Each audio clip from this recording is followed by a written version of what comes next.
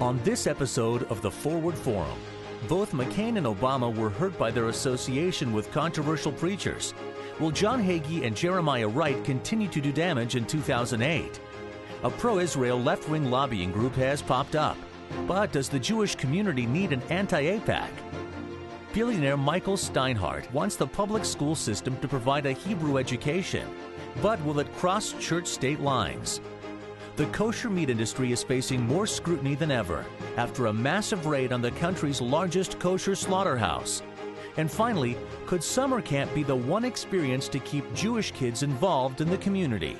From the TJC studios in New York City, this is the Forward Forum.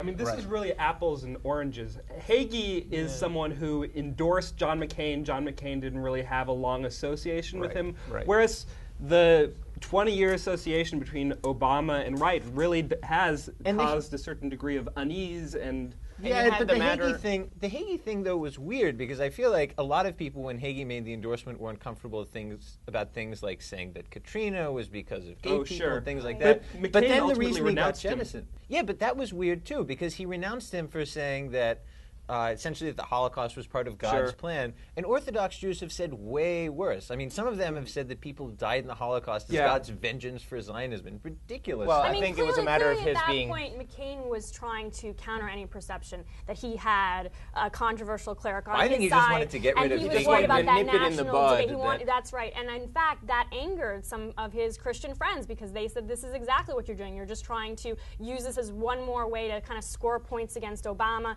It's not really because Hagee has said anything new. Right, but I also think McCain never had much comfort with Hagee in the first place. McCain probably had no idea what sort of stuff Hagee had said. Well, there's this debate within the conservative movement. You know, there are those who say, well, we should boycott agri-processors. But then there are those who are afraid that if there's a boycott, then what's sacrificed, people won't be able to eat kosher. That for the conservative Jew in a remote area, that the option is either it's agri-processor or it's nothing.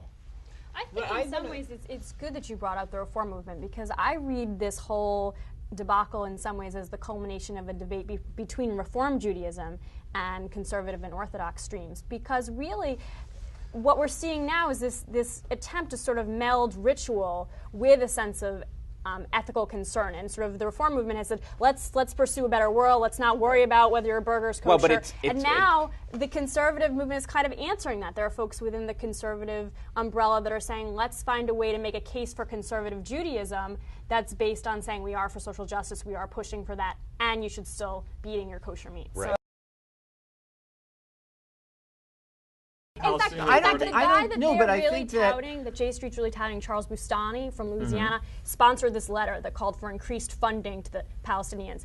AIPAC backed that letter also. So it's sort of, The thing that I think will distinguish J Street is a very single-minded focus on advancing negotiations and an active American role in those things. And AIPAC, they may be friendly at times to that approach, but that's not their main issue. That's not what they're pushing. right. Right. Well, I know that Eric Yoffe, who's the president of the Union for Reform Judaism, made the point, you quoted him in your article, as saying that this whole project is based on rhetorical sleight of hand. We can't admit what we're about. We can't admit why we started this school because it's supposedly a public school. Maybe we can. I actually think we can do all this hand-wringing about these charter schools, but the reality is that it's very hard to keep your personal identity in the public square, and that's an equally important part of the American project. And it seems to me that it's not so easy to in my mind, dismiss the costs of a totally neutral school environment. The idea, though, is that's the American way. A lot of us come from families where Yiddish was lost in a generation because you couldn't be a Jew in public, and so it's hard for me sort of to say, that is not the job of the government. Could you imagine how awful it would be if the public schools had all taught us to be Yiddish speakers? Right. I mean, what sort of America would that be where the government? That's the Balkans. That's not America. No, but